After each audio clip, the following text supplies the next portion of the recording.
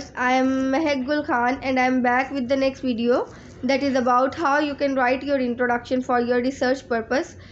Because the introduction is the first chapter or first part for the research, whether it is a thesis writing or a research paper writing. So many people who don't know how to start कैसे introduction हम लिख सकते हैं, जो अभी start करते हैं research में आके, तो उनको बहुत सी बातों का नहीं पता होता. तो ये वीडियो उनके लिए स्पेशली कि आप कैसे लिख सकते हैं अपना introduction.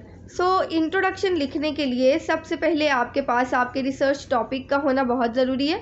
When you choose your topic related to your research, then the second thing is कि आप कैसे इंट्रोडक्शन लिखें. तो इंट्रोडक्शन लिखने के लिए आपके टॉपिक से रिलेटेड आपके पास डिफरेंट आर्टिकल्स का होना ज़रूरी है. तो जो भी आपका डिसिप्लिन है उससे रिलेटेड पहले आप टॉपिक चूज़ करें, देन उसमें इम्पॉर्टेंट टर्म्स को देखें. फॉर एग्ज़ाम्पल अगर मैं अपने डिपार्टमेंट्स से रिलेटेड बात करूं, तो अगर मैं एक टॉपिक को एज एन एग्ज़ाम्पल चूज़ करती हूं कि effect of turmeric on intestinal parameters of Japanese quail, के टर्मेरिक का इफ़ेक्ट जो है वो इंटेस्टाइनल पैरामीटर्स पे जापानीज़ क्वेल के क्या आ सकता है. तो देखिए, इसमें हम इम्पॉर्टेंट वर्ड्स को तलाश करने की कोशिश करते हैं. इम्पॉर्टेंट वर्ड्स अगर मैं देखूं तो the most important words are turmeric, intestine and Japanese quail. ये तीन जो वर्ड्स हैं दैट आर मोस्ट इम्पॉर्टेंट. तो अब इन तीन वर्ड से रिलेटेड हमारे पास जो है आर्टिकल्स होने चाहिए. तो अब आप आर्टिकल्स कैसे डाउनलोड कर सकते हैं, आप गूगल स्कॉलर पे जाएं. सबसे पहले टर्मेरिक से रिलेटेड आर्टिकल्स डाउनलोड करें कि इफ़ेक्ट ऑफ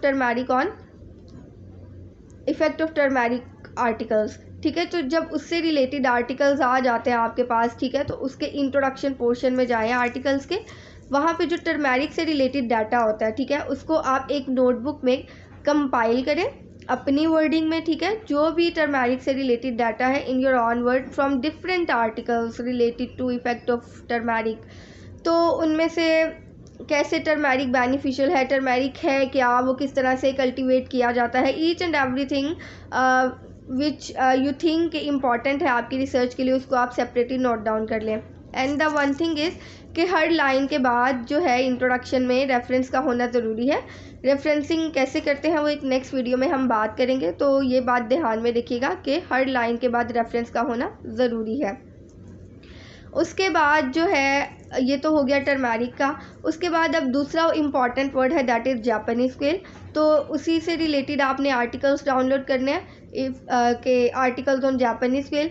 तो उसके इंट्रोडक्शन पोर्शन में जाके आपको जापानीज़ क्वेल पे जो है डाटा मिल जाता है, उसको आप कंपाइल करें. जो भी जापानीज़ क्वेल से रिलेटेड आपको लगता है इंपॉर्टेंट डाटा है, in your own words you have to note that.